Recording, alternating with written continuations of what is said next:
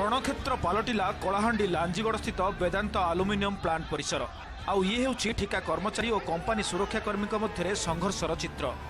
उत्त्यक्त आंदोलनकारी कंपनी परिसर में निआं लगाइदेवा सह व्यापक भंगारुजा करिसेंति। ठिका कर्मचारी को स्थायी करने सह अधिक स्थानीय लोकों नियुक्ति प्लांट परिसर में थिबा डीएवी पब्लिक स्कूल रे नाम लेखा को नहीं आज कलिर सूत्रपात होइथिला। कर्मचारी माने गेट आगे धारणा देथिले। तबे वेदांत आलुमिना द्वारा विस्थापित 3 खंड गाँवर लोके आंदोलनकारी सामिल होगा पर स्थिति उग्र रूप धारण करथिला। स्थानीय लोक और ठिका कर्मचारी कारखाना परिसर में धसई पशिबा उद्यम करिबारु सुरक्षाकर्मी सेमानकु बाधा देथिले। एहाकु नै उभय पक्ष मध्य संघर्ष घटिथिला।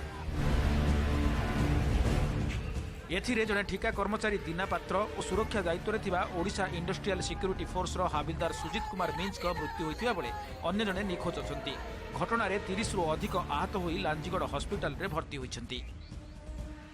गेट पाखे कोंडला आमे देखिनु किंतु कंपनी जो सिक्यूरिटी आसिकरी गोड़े गोड़े समस्त को बाड़ेले सर ठिया आइतिलु ड्यूटी जीवु बोली हठात सेपट पुलिस वाले आसिक समस्त को गुड़े गुड़े बाड़े लाठी रे सर। उच्च पुलिस अधिकारी और जिलापाल घटनास्थल में पहुंची परिस्थिति को आयत्त करथिले। मृतकों परिवार को 1 कोटी टंका क्षतिपूरण और जनक चाकरी देवाई ठिका कर्मचारी दाबी करिसेंति। प्लांट परिसर में उत्तेजना लगी रही स्थिति को देखि सेठारे 144 धारा लागू करा जायछि। तदंत पर कार्यानुष्ठान नियाजिबो बोली एसपी कहिसेंति। वर्तमान लॉ एंड ऑर्डर कंट्रोल रे अछि। निकोज जे भी थिबे हम पाक आसिकरी जणावा पाई कहितिलु हम सकालठु किंतु के आसिकरी हमको जणाइले नै। एबे हम भाबुछु किछि निकोज नाहंते किए निकोज क्वेरी रे जना पड़िबो जो सत अछि जो सेटा जना पड़िबो। केतेबेले परिवेश नियम उल्लंघन तो आउ केतेबेले कंचा माल अभाव विभिन्न कारण को नहीं सबुबेले विवाद रे रही आसीछि लांजीगड़ वेदांत प्लांट। आज सेथिरे नुआ अध्याय जोड़ी होइछि। कल्याणी सिंहपुर माउडी बारिक धर्मगढ़ इंगित पंडा रिपोर्ट ओटीवी।